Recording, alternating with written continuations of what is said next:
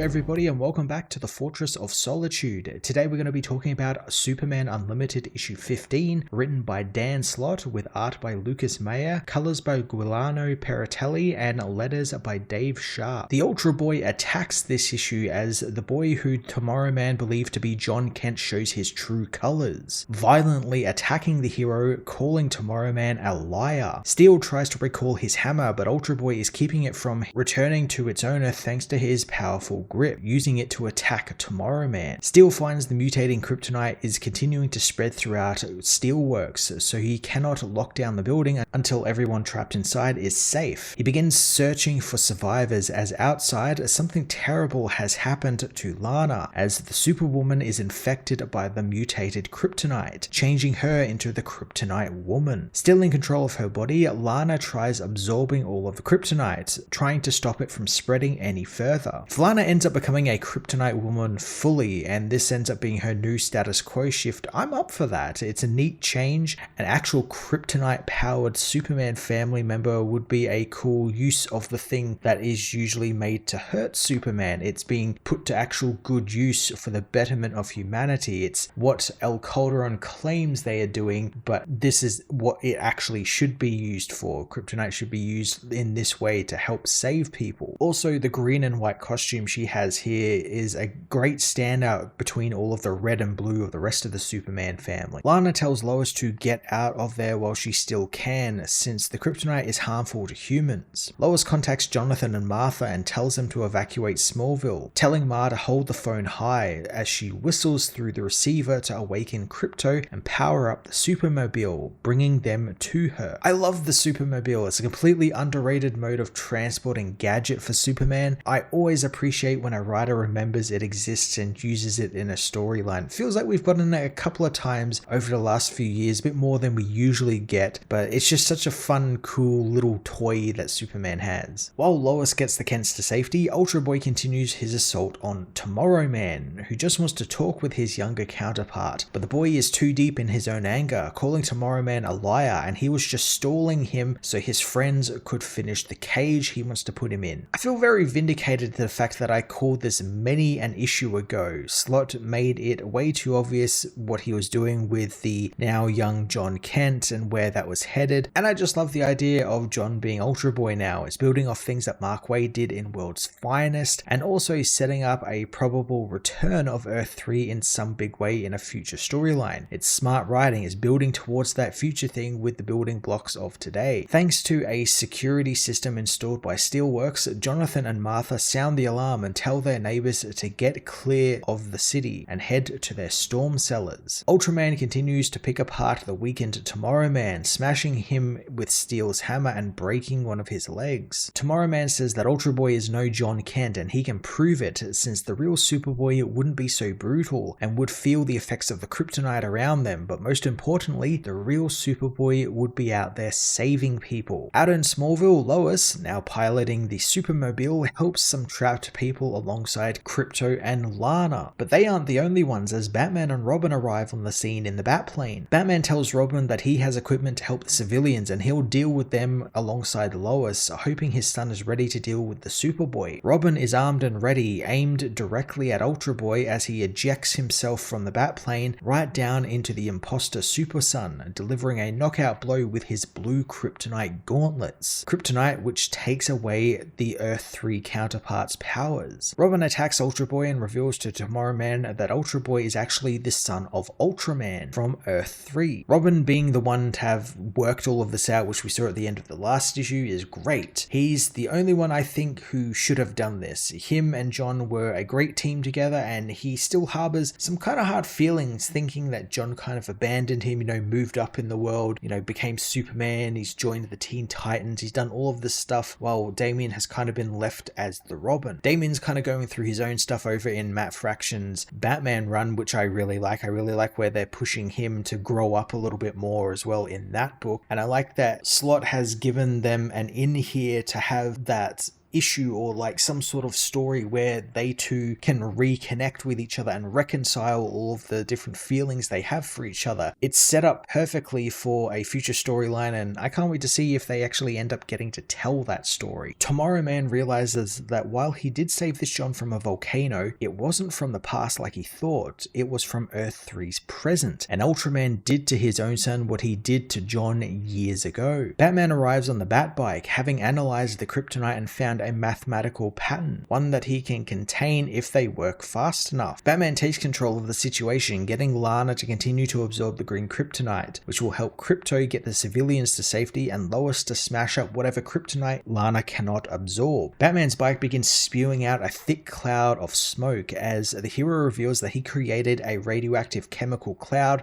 that can turn green kryptonite into blue kryptonite, although it's incredibly expensive and he's already used it all up and the process cannot be replicated. Now this is some, Bat God level bullshit and I don't particularly like it. I get what the story is doing where he's just kind of come in. It's kind of something you'd see in like the Justice League animated series where Batman would of course have, a gadget or something that can help stop the villain. And I like that they have put that limitation on it where Slott carefully wrote in that line of dialogue where it's like, turning green kryptonite into blue kryptonite can work, but it's incredibly expensive and we cannot replicate the thing straight away after we've done it. It's not something that's easily replicatable. So they aren't going to be, relying on that too much, I hope, and hopefully that's something that doesn't spring back up a little later on down the line when we get to deal with the El Calderons and what they are doing with their kryptonite. Tomorrow Man, meanwhile, stops Robin's attack on ULTRABOY by breaking his blue kryptonite weapons, talking to ULTRABOY and telling John to use his super hearing and listen to the people in Smallville in danger and people they need to help, wondering what the boy will do. John knows that he'll save them since that's what the good guys do. Tomorrow Man getting to talk down a version of himself from the cliff and actually get through to him was something I thought the book would do, and I'm glad it did it right here. It's rehabilitating a villain through actions of heroism, something a true Superman should be able to do and something John is able to do in spades. It's not the first time he's done it and it's probably not going to be the last. John races around Smallville, gathering up the kryptonite that cannot hurt him and taking it into space on a small piece of land, hurtling it out into the solar system. John returns to the ground where Robin demands to know why he got rid of the kryptonite since it gave him the advantage in their battle. John knows that it was the right thing to do, but Robin is still convinced that this is ULTRABOY. John doesn't actually know who he is, not remembering much about anything before being shoved into the volcano. Batman wants to know what Tomorrow Man thinks of this, and while he tries to deflect, Lois reveals that both she and Batman know that Tomorrow Man is actually her son John, having figured it out some time ago. She tells John that the boy isn't him and he's not going to disrupt any timelines if he shows his face to him. I'm really glad that Lois did end up figuring out who Tomorrow Man is. Like I said in my review of the last issue, she was going to figure it out. Like, if she hadn't already, it was something that was going to happen. This is Lois Lane we're talking about. She would know who her son is. Tomorrow Man reveals his face, telling the young John that he is the John Kent of this Earth, and when he pulled him from the volcano, he thought it was his younger self from the past, but he was tricked. The heroes hear someone laughing, and John knows it's Tiz, calling the demon to show himself. Tiz appears, saying that he's been laughing over this for months. This was the one obvious part of the whole story arc that a lot of people seem to conveniently forget once the young John Kent appeared in the book. This all happened because of a deal with a demon, and nothing good comes from deals with demons, as we've seen countless times again and again. So I'm not sure why people thought that this was the actual real young John Kent. It was a deal from a devil, so of course it was not going to be the real one. Tiz decides to give John another chance, opening up a portal to the actual real young John, saying this time he won't play any games, and Tomorrow Man can either keep the Earth 3 John or actually save his past self. John doesn't hesitate, telling the demon that he doesn't need to be saved since in the end he turns out just fine, and he decides to help the boy who actually needs his help. This is some actual character development. John has accepted his fate and he is using it as a strength since since he knows what he becomes. He becomes Tomorrow Man. He becomes Superman. All because of what he endured, it led him down to this path. And this is exactly where he knows he needs to be. He's a hero in his own right, and he's just not another future Superman anymore. It is thoroughly more interesting than just having a younger John come back and replace him. John tells the demon to close the portal, and he does, telling his mother that he knows getting a chance to raise that version of himself would have made her happy. But Lois understands that she raised him right thanks to the man he has become before her. Batman doesn't think that this was the right decision, since in the end, this is Ultra Boy, and he's from Earth 3, and he is wired on a quantum level to want to hurt and betray Tomorrow Man. John doesn't care what the Justice League handbook says. He spent time with this kid, and he knows his mother and father would want to help Ultra Boy find the hero he knows the kid can be, and he's going to do the same thing. The younger John doesn't want to be called Ultra Boy anymore, so John decides that he can use the Superboy name then, something that pisses Robin off, since there was once a Superboy that was his best friend, and John stopped him from coming back. John tells Damian that he is that John, and he was always going to be his best friend. Now, this is something that I think a certain group of fans really need to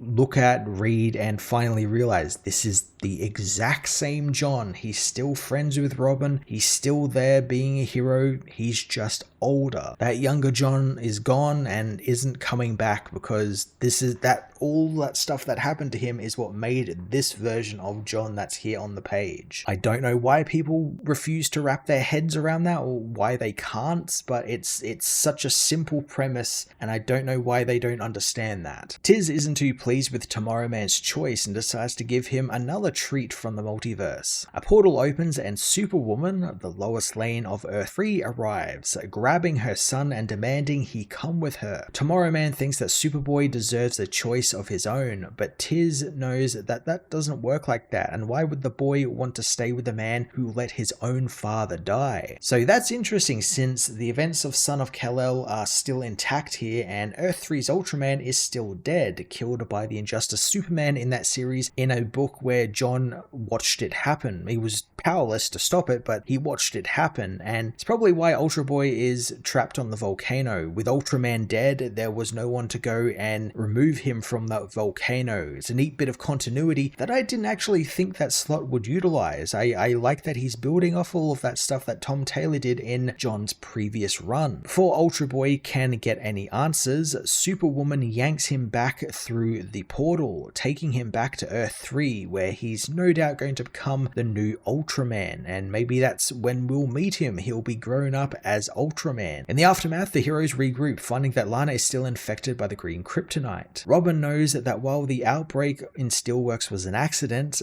the El Calderon kryptonite was weaponized to do this. Batman wants to work with Steelworks to come up with some countermeasures and maybe even find a cure for Lana, while Robin wants John to promise if he ever finds a way to Earth 3 to rescue the Superboy, he wants to help. Tomorrow Man and Lois leave, returning to the Daily Planet office in Smallville, where John thinks that his mother is going to file the new story, but Lois actually retrieves John's glasses and press badge, telling her son that his father and her thought that he would make a great reporter, and while they thought he would also be the next Superman, she now thinks that he'll find his own way, eager to see what Tomorrow Man will do next. I like John getting another chance to be a reporter. That was a fantastic path that I thought that Slott was building for him there just before all this Tomorrow Man stuff happened, where he was doing his own reporting and, just being his own person, while still also being following his parents' footsteps. I liked what he was building there, and I like the idea here where we might actually get a secret identity back, being that he's going to stay as Tomorrow Man with the mask on and everything, and I like that it might be sort of like a reverse secret identity where the superhero side of him is like secret identity. No one knows what he looks like or who he is, while John is just like the normal guy. It's kind of something that also Tom Taylor begun sort of